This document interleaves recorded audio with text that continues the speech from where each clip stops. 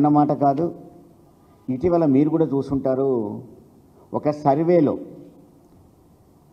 Association for democratic reforms అనే ఒక survey, ఆ సర్వేలో దేశంలోనే అత్యంత క్రిమినల్ కేసులున్న మొదటి ముఖ్యమంత్రి రేవంత్ రెడ్డి అని 89 క్రిమినల్ కేసులు ఉన్నట్టుగా చూపెట్టింది.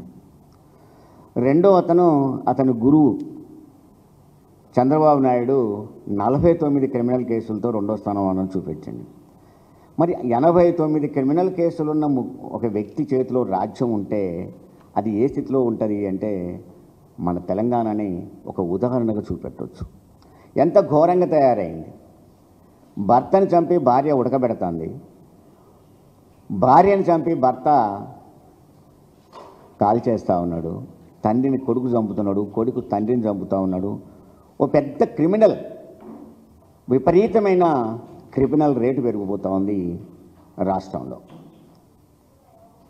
స్వయంగా ప్రభుత్వమే ఎంత ఘోరంగా నిర్ణయాలు తీసుకుంటుందో, అణచివేస్తుందో, క్రిమినల్ లక్షణాలతో పాలన చేస్తూ ఉందో మీరు చూశారు. ఒక్కొక్కరిని కనుక మనం తీసుకుంటే, మనం విద్యార్థులను తీసుకున్నాం అనుకోండి, స్వయంగా ఉస్మానియా విద్యార్థులను పట్టుకొని బీరు సీసాలకు, బిర్యానీ పొట్లాలకు అమ్ముడు పోయి వాళ్ళు ఏమైనా చేస్తారని చెప్పి విద్యార్థుల్ని మాట్లాడిన తీరు మనం చూసాం. ఉస్మానియా యూనివర్సిటీలకు కాకి బట్టలే పోని యూనివర్సిటీలోకి రూములలో పోయి తీసుకొచ్చి కొడుతున్న పరిస్థితిని చూసాము. ముఖ్యమంత్రి వస్తుందంటే అరెస్ట్ చేసి పోలీస్ స్టేషన్లో వేసే స్థితిని కూడా మనం చూసాం. తెలంగాణ పోరాటాన్ని ఒక రైట్గా ప్రజలు తీసుకుంటే ఎమర్జెన్సీని ఒక దౌర్భాగ్య పాలనగా తీసుకుంటారు. తిరిగి ఆ పాలనని మనకి ఇక్కడ చూపెడతా ఉన్నాడు ఇలా విద్యార్థుల విషయంలో. చదువు గురించి తెలియదు కానీ ఆయన విద్యాశాఖ మంత్రి. గురుకులాల్లో పిల్లలు తిండి విషయంలో కూడా ఎంతమంది చనిపోతున్నో కళ్ళ ముందు కనపడ్డా కూడా పట్టించుకోడు కానీ ఆయన విద్యాశాఖ మంత్రి. క్రిమినల్ రేటు పెరుగుతూ ఉంటే దీని గురించి సమీక్ష చేయడు కానీ ఆయన హోంశాఖ మంత్రి. వీటన్నిటి మీద మళ్ళీ ఆయన ఒక ముఖ్యమంత్రి. ఇలాంటివన్నీ కనుక చూస్తే, ఇక రైతుల విషయం చూస్తే మనం చూసాం. లగచర్ల రైతుల మీద ఎంత దమనకాండ కొనసాగిందో కూడా మనం చూసాము. ఇవాళ యూరియా విషయంలో ఎంత ఘోరంగా అణచివేస్తుందో చూసాం. రైతులు పడుతున్న బాధలు, ఆయన ఇందిరమ్మ రాజ్యం అంటే నాకు ఆ మధ్య అర్థమయ్యేది కాదు. ఓహో ఇందిరమ్మ రాజ్యం అంటే ఇందిరమ్మ రాజ్యంలో చెప్పులు క్యూలో పెట్టడం, క్యూలో నిలబడటం, ఎండకు రైతు పడిపోయి చచ్చిపోవడము, స్పృహ తప్పిపోవడము, రైతులు కొట్టుకోవడము, చెప్పులతో కొట్టుకోవడము, ఇవన్నీ ఆ రోజులలో నేను చూశాను. నా చిన్నతనంలో చూసేవాళ్ళం ఇందిరమ్మ రాజ్యంలో. అదే ఇందిరమ్మ రాజ్యాన్ని ఈరోజు పట్టుకొచ్చాడు. మీరు చూస్తూ ఉంటే రైతుల మీద ఎంత ఘోరంగా అణచివేస్తున్నాడో మనం చూడొచ్చు. రైతులు ఇలా చూస్తే అండి రాత్రిపూటనే పోయి అక్కడ నిద్రపోతూ ఉన్నారు. రైతులు మనం చూసినట్లయితే ఎందుకు ఓటేసాను రా అని తన చెప్పుతో తనే కొట్టుకుంటూ ఉన్నాడు. రైతుల మీద పోలీసుల దాడితో తలక్కాయలు పగిలిపోతూ ఉన్నాయి. ఒక్క యూరియా బస్తా కోసం 2 రోజులు పడగాపులు పడుతూ ఉన్నారు. ఒకరికొకరు కొట్టుకుంటున్నారు, ఒకరికొకరు తోసుకుంటున్నారు. చంటి బిడ్డని సంకనేసుకొని ఒక ఆడపిల్ల ఒక్క యూరియా బత్త కోసం వచ్చి పడుతున్న కష్టాన్ని మనం చూసాం. ఇంత ఘోరంగా రైతుల మీద విచక్షణారహితంగా చేస్తుందని చూసాం. దాన్ని ఆయన పోలుస్తాడండి. నేను చెప్పానే ఓ క్రిమినల్ ఎలా పోలుస్తాడో అలా పోలుస్తాడని. రైతుల క్యూలు అట సినిమా హాల్లో టిక్కెట్ల కోసం నిలబడ్డప్పుడున్న క్యూలు ఆయన జ్ఞాపకం వచ్చినాయట. అంటే ఆయన బ్లాక్ టిక్కెట్లు అమ్మిన రోజులలో ఏవైతే ఉన్నాయో అవి జ్ఞాపకం వచ్చినాయట క్యూలో రైతులను చూసి.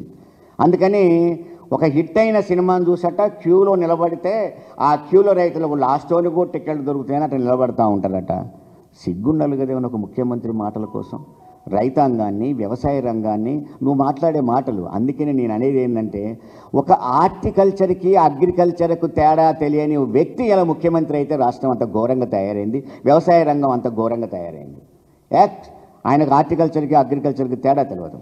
నిజంగా వ్యవసాయ రంగం కనుక నీకు తెలుసుంటే, మా కుటుంబం వ్యవసాయ కుటుంబం నువ్వు అప్పుడప్పుడు చెప్పింది నిజమే అయితే ఇలా రైతుల విషయంలో ఎలా ఉండాలి? నిజం ఒప్పుకునేవాడు కనీసం. ఎస్ ఎరువుల కొరత ఉన్నమాట వాస్తవం, దానికోసం ప్రయత్నం చేస్తున్నాం. ఈ దగ్గర చెప్పడానికి ట్రై చేస్తాడు. అలా కాదు, కొరత ఎక్కడిది, లేనే లేదు.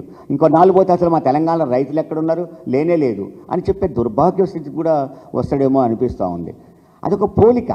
చివరికి ముఖ్యమంత్రి స్థానాన్ని కూడా గుంపు మేస్త్రితో పోల్చిండండి. అంత ఘోరమైన వ్యక్తి అతను. నిజంగా అలాంటి వ్యక్తిని రాజకీయాల్లో చూడడానికి అసహ్యం అనిపిస్తుంది. ముఖ్యమంత్రిగా చూడడానికి ఇంకెంత అసహ్యంగా ఉంటుందో మీరు చెప్పండి.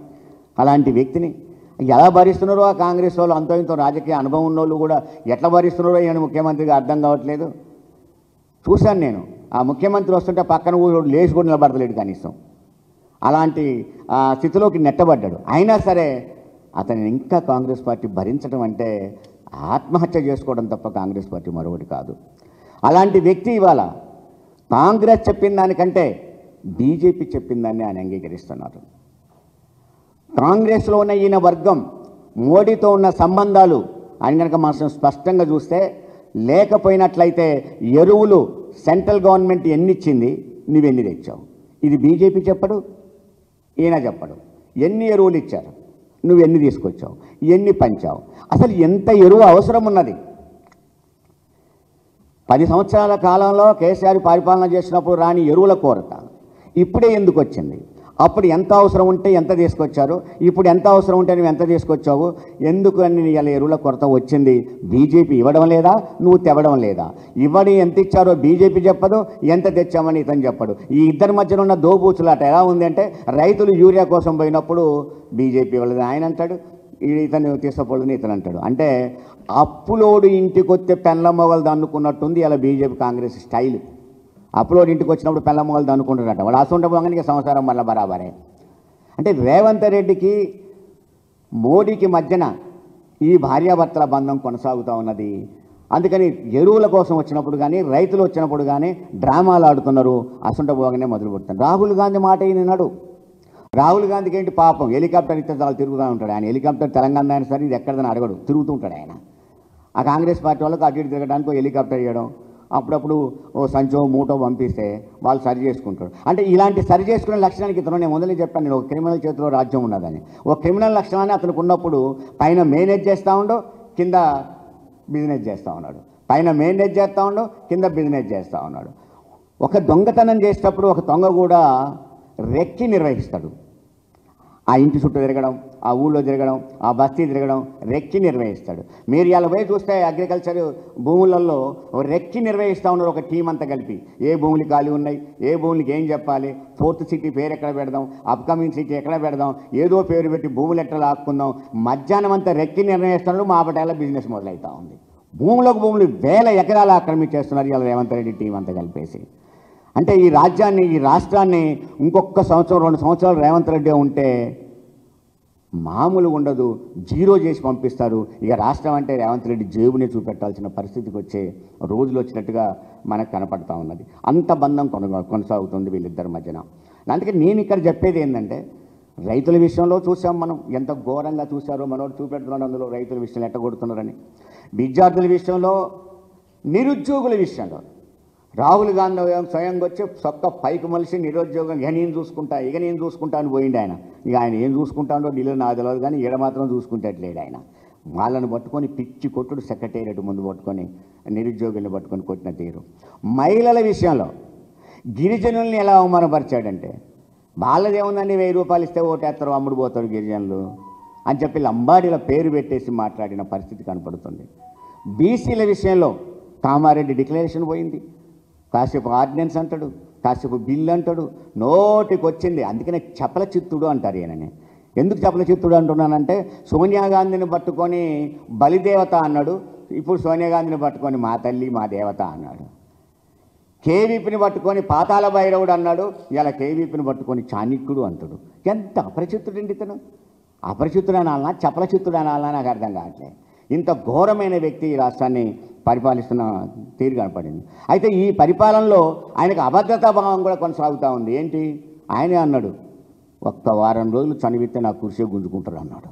అంటే ఆ భయం అయితే ఎప్పుడో కుర్చీ పోద్దని, కుర్చీ గుంజుకుంటారని. అందుకని పాలన కంటే పక్కోళ్ళ మీద కన్ను పెడతాడు. పొంగులేటి ఏం చేస్తాడు, కోమటిరెడ్డి వెంకరెడ్డి ఏం చేస్తాడు, ఎవడు కుర్చీ గుంజుకుంటాడు, నా కుర్చీ కాళ్ళకెళ్ళి ఎవడు చూస్తూ ఉన్నాడు, ఎవడు గుంజుకుంటాడు, ఇది ఎక్కువైపోయింది. ఈయనకి అభద్రతా భావం కూడా కొట్టొచ్చినట్టు కనపడుతూ ఉంది. పార్టీల మీద బీఆర్ఎస్ మీద ఆయన అక్క ఎల్లగక్కుతూ ఉంటే, దాడులు చేస్తూ ఉంటే, బీఆర్ఎస్ పార్టీ మీద దాడులు, మహిళల్ని బట్టలు వివస్త్రం చేసిన దాడులు, ఇవన్నీ చూస్తూ ఉంటే నిజంగా బాధ అనిపిస్తుంది. దాదాపు 40-45 సంవత్సరాలు రాజకీయ జీవితంలో ఉన్న నేను ఇంత ఘోరమైన ఎమర్జెన్సీలో కూడా నేను ఇంత ఘోరంగా చూడలేదు, దౌర్భాగ్య పాలన చూడలేదు. అందుకని రేవంత్ రెడ్డి ఒక దౌర్భాగ్య ముఖ్యమంత్రి, ఈ పాలన దౌర్భాగ్య పాలన రాష్ట్రాన్ని కూడా ఒక దుర్భర పరిస్థితులుగా నెట్టేస్తుండ అనేదే నేను చెప్పాను. Thank you. హాయ్ అండి, నేను మీ కార్తికేయ. టీఎఫ్సీసీ లైవ్ ఛానల్ని లైక్ చేయండి, షేర్ చేయండి, సబ్స్క్రైబ్ చేసుకోండి. This is Nikhil. టీఎఫ్సీసీ ఛానల్ని ఎంకరేజ్ చేయండి, లైక్ చేయండి, subscribe. Hello, this is heroine Alekhya Angel.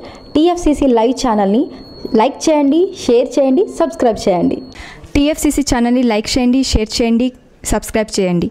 నేను మీ హీరోయిన్ మౌర్యాని. Thank you. అందరికీ నమస్కారం, నేను మీ Geetha Madhuri. TFCC live like చేయండి, షేర్ చేయండి, సబ్స్క్రైబ్ చేయండి.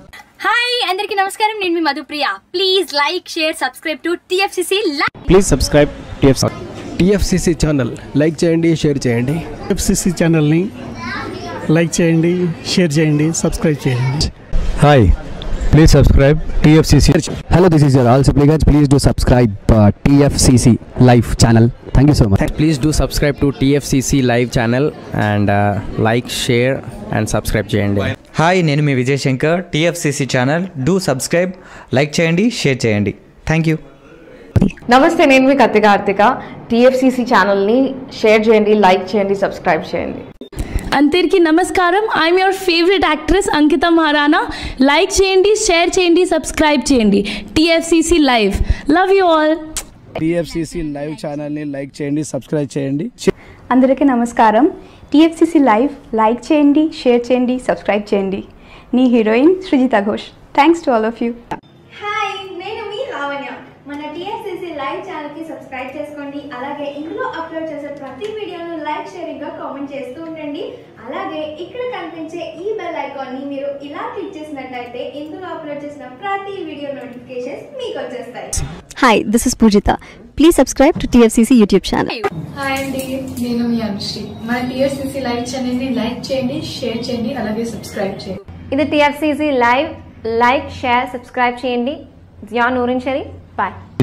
Please subscribe to TFCC. హాయ్, నేను మీ Saptagiri. Please subscribe TFCC. Hi everybody, యూట్యూబ్లో సబ్స్క్రైబ్ చేయండి, వ్యూ చేయండి, ఫాలో చేయండి for all news about Telugu film.